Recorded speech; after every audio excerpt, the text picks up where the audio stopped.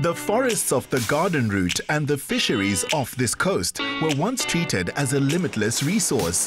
Today, tourism is the renewable resource driving the economy.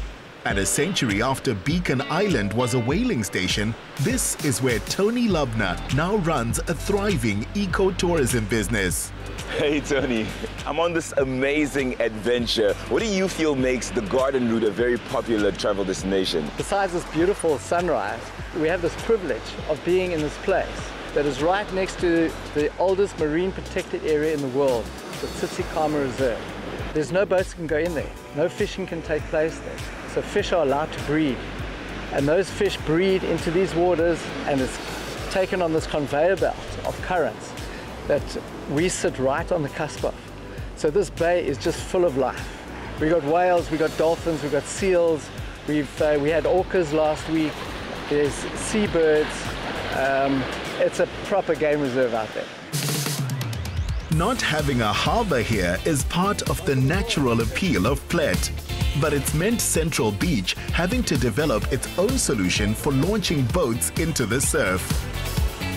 A powerful 4x4 tractor thrusts the boat to the water's edge, and the laws of motion take over from there. For skipper Nino Steerman, it sure beats sitting in traffic on the way to work. Nino, my man, you look like you are killing it in the back here. You definitely know what you're doing. How long have you been with Ocean Blue? Yo, man, I'm like furniture.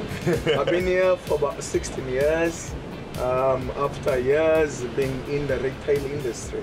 Wow. And I love it here. This is quite an iconic landmark. As soon as you see it, you know you're in Plettenberg Bay.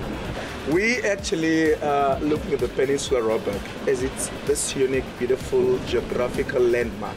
The rock structure and the fauna and the flora species, quite unique. The Falkland Islands, if you think how far the Falkland Islands are to Plettenberg Bay, but most of the fauna and flora species of which you'll get within this peninsula, same as the Falkland Islands. Swimming at speeds of 60 kilometers an hour, these common dolphins bow ride on boats and even on the bow wave made by whales. A more permanent cast of characters are the Cape Fur seals, who've reclaimed a prized stretch of Plettenberg Bay real estate. I see why they call it Robert. I've never seen so many seals in one place. Yeah, it's fantastic. There's about 4,000 seals here. They're a protected species.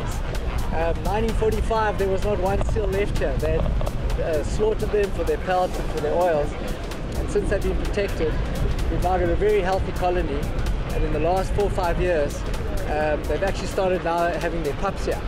And every now and again you can hear, it sounds like a little lamb, this, the bleating of the babies. Oh, there you go.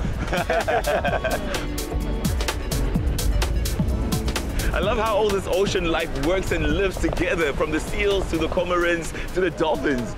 Well, you know what, it is perfect harmony, it is nature. But there's a whole lot of social interaction that's going on here. You'll see sitting right at the top are these very big males. And to get there, they would have had to fight their way to get to the top. So there's a real hierarchy. The new seals that come into the colony, they tend to hang out more on the outside fringe, and slowly as they get more and more accepted, they come closer to the main colony.